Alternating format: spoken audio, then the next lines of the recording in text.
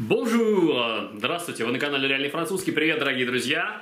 Пару слов скажу на французском языке для французов, для франкофонной аудитории. Потом во всем то же самое по-русски, чтобы это видео одновременно соединило в своем содержании то, посыл чего я сделаю уже в его форме и наверняка названии. Bonjour mes chers français, tous ceux qui regardent la chaîne de YouTube. Je vous salue de mon plein cœur russe qui parle français par la bouche. Alors, je peux pas résister à cette envie de vous informer ou peut-être de vous rappeler, si vous le savez déjà, que l'année 2018 est proclamée l'année de la culture russe en France et de la culture française en Russie. Alors, il est à noter que la délégation de cinématographes français est déjà venue taper le sol russe. Donc on a organisé comme toujours les grandes festivités cinématographiques avec les présents des réalisateurs et ainsi de suite. Alors on va voir s'enchaîner les événements culturels dans divers endroits où la culture française est bienvenue. Et c'est pas seulement la Francothèque à Moscou, bien dans d'autres régions russes, les instituts français, les filières de l'enseignement de la langue. Non, c'est plutôt dans chaque cinéma.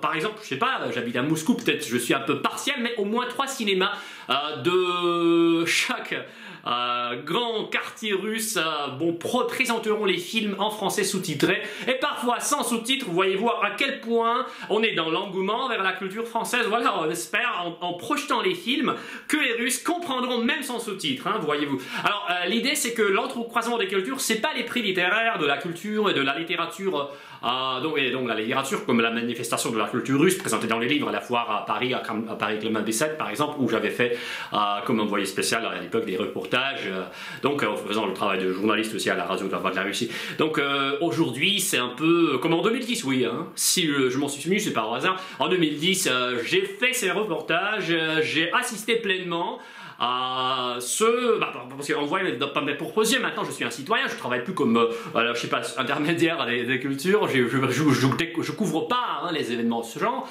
mais en même temps on ne peut pas ignorer la présence massive et de pleine échelle la richissime culture française sur le sol russe d'ores et déjà en 2018, dans l'année en cours, comme cela a été fait en 2010.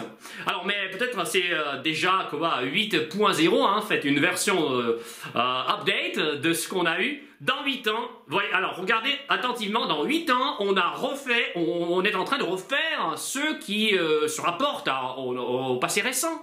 Alors, c'est pas, ça fait pas beaucoup de temps que on a eu cette rencontre avec cette culture française en Russie. Alors, et maintenant, cette année, c'est déjà de nouveau.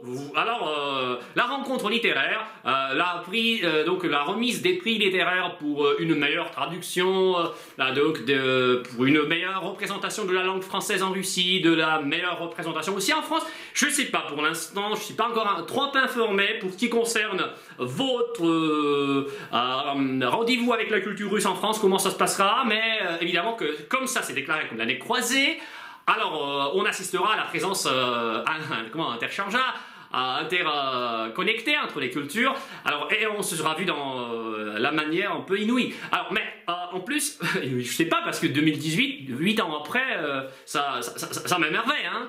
Alors ce que j'ai entrepris cette année, c'est le développement de la francophonie dans sa dimension d'écoute. La dimension auditive, la dimension phonétique, la dimension prononciation, la dimension c'est pas synthétique, mais la dimension donc de l'efficacité de l'apprentissage de la langue française. Parce que la culture, cette année entrecroisée, c'est pas justement une passion vers quelque chose de francophone, non, c'est plutôt de l'amour vers la langue, vous voyez. Alors, et c'est pas seulement dans la langue, les unités lexicales qui sont présentes, les unités lexicales françaises, qu'on a empruntées, auxquelles on a fait ces empreintes.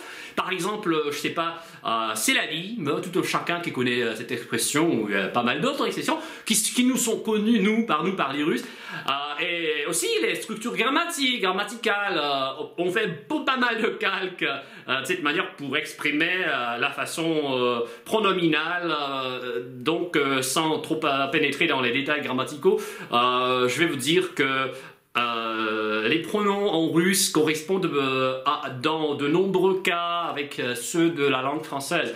Alors, quand on conjugue le verbe pronominal, donc se promener en russe, on peut faire ce que vous, les Français, faites quand vous conjuguez le verbe se promener. On peut dire en russe aussi, je me promène. Alors, et pas seulement dans la forme neutre comme on fait d'habitude. Bon, alors, ce que j'ai entrepris cette année, c'est le cours de 2 mois de la phonétique. Et c'est très important. Je ne sais pas si vous savez, normalement vous devriez le savoir, mais c'est pas tout un chacun en France qui connaissent la présence de 4 sons nasales dans la langue française.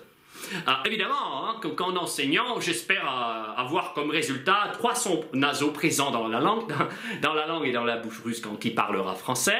Ça, je le considère comme le fondement de l'apprentissage. Au moins 3 sons seront spécifiés. Hein, c'est un, c'est en et c'est on. Alors, il y a encore un truc que beaucoup d'entre vous peut-être ne savent pas, c'est le son 1. C'est le son 1, élitaire, un peu du modèle classique de la langue française. Voilà, donc c'est cette démarche phonétique. Et après, alors, un peu plus prochainement, vers donc de l'événement du Mondial 2018 qui aura lieu à Moscou, je donnerai aussi les cours de grammaire. Alors donc, je participerai, je contribuerai en tant que professeur de français au maximum cette année dans le rayonnement de la culture française sur le sol russe et donc vous êtes non seulement, mes chers Français, non seulement bienvenus, mais aussi vous devez savoir qu'on a une certaine admiration, parfois superflue, mais on en a. Alors, et cette admiration qu'on porte peut-être génétiquement, peut-être à travers l'héritage culturel qu'on a comme les Russes, alors, mais aussi parce que même quand vous parlez avec un fort accent français dans le russe, ça nous émerveille, ça nous attendrit, même si on ne comprend pas. Voilà. Parce qu'il concerne le français, c'est pas la même chose. Parce que quand un russe parle avec un accent charmant, comme vous l'appelez parfois, ça marche, hein, c'est bien, je le veux bien. Alors, mais quand c'est un accent russe chargé, qui pèse, qui fait présent sur l'oreille quand une conscience française est perturbée par l'incompréhension de ce que le russe avec une mauvaise prononciation veut dire, alors c'est pas le cas voulu par celui qui apprend le français. C'est pas le français touristique pour le russe, c'est l'amour manifesté vers cette langue, alors il faut pour ça organiser un bon fondement solide dans l'expression, dans la manifestation des sons français, pour les oreilles aussi, pour les bouches russes, et mes élèves le feront cette année. J'espère que vous aussi, vous ferez peut-être, si vous allez arriver en Russie, quelques petits pas dans l'apprentissage de la langue russe. Et c'est pas parce que c'est simple pour vous, car il y a beaucoup d'expressions qui sont déjà là dans la langue russe, il faut justement les écouter, entendre parler de ces expressions pour les reconnaître, mais aussi parce que le russe est assez, sonorise bien, ça sonne bien pour une oreille française. Alors je vous le recommande, juste pour voir richissime culture russe, qui se manifeste aussi dans l'image et dans la présence, dans le contenu, de la forme de la langue russe.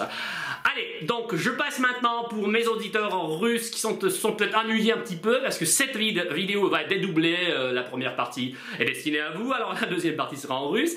Je vais présenter aussi quelques petits moments de la parole dont je viens de tenir maintenant avec vous. Alors par rapport à vous, mais en russe, pour rappeler que 2018, c'est pas une année quelconque, et alors ce sera aussi en russe, vous écoutez peut-être si ça vous intéresse.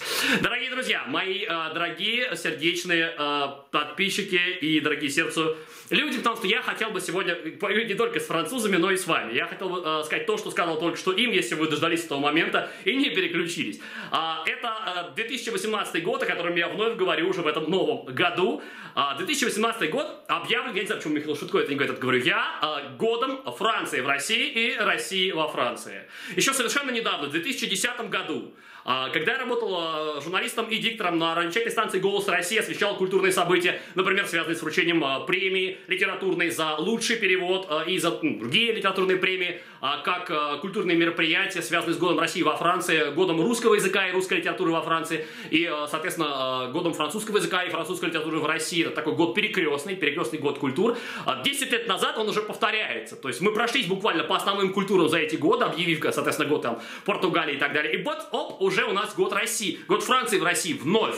И это, естественно, гораздо большая представленность французских фильмов, гораздо большая представленность французской литературы и просто, наверное, нереальное количество французов, которые приедут в Россию, не только в Москву, и не только чтобы посетить спортивные мероприятия, потолкаться с нами бок о бок, соответственно, после 812 года рядом со стадионами, схватимся на футбольных полях, может быть, и мы сможем побороться с французами, ну так, ради дружбы, потому что российский футбол — это та вещь, напротив которой хочется сказать не слово бороться, а слово релакс, Монако, шампанское, все французское, поэтому борьба будет условной со стороны российских футболистов. Она начнется, наверное, в раздевалке, еще как обычно до этого. Но идея в том, что в этом году это особое мероприятие позволит французам встретиться с нами, нам с французами. Мы будем общаться, естественно, с людьми, которые приедут дышать русской культурой, смотреть, как у нас все организовано. И нам будет что им показать. И я французам уже сказал пару слов, что отличный русский акцент, небольшой русский шарм в французском произношении уместен. Это не совсем корректный термин сейчас, поскольку несколько на эмоциях, но идея в том, что произношение отличается от акцента. И обычно я говорю, да, но акцент, лоск, заточенность под регион, а произношение — это база, это универсалия, это континентальная европейская универсалия. Каждый француз понимает, какой звук правильный, какой нет. И я успел сейчас рассказывать французам о том, чем будут заниматься с своей стороны, чтобы поспособствовать, скажем, делу единения культуры, сияния французской культуры в России. Со своей стороны, что я буду делать? Вот эти 4 звука. Многие из французов знают, что только 3 звука есть в их языке, они как бы не знают своего языка на уровне теории, зачем им это действительно. Мы что в России не знаем большинство вещей, например, что окончание глухих согласных на конце имеет русской транскрипции звук «ы», кто бы это знал, да?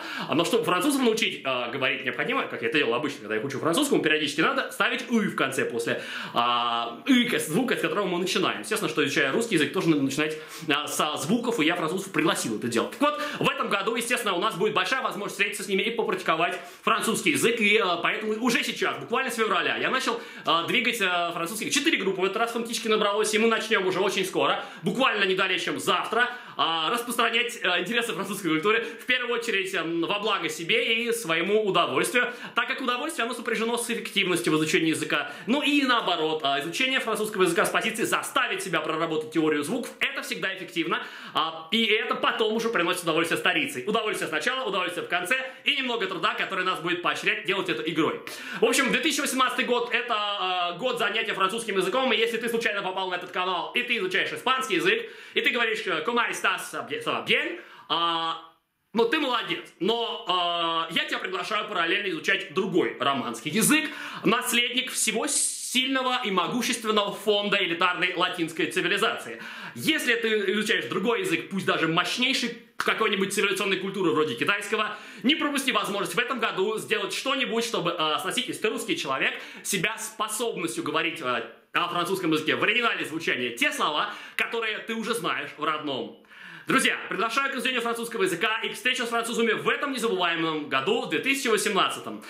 И до скорой встречи на канале, где я вас обучаю языку.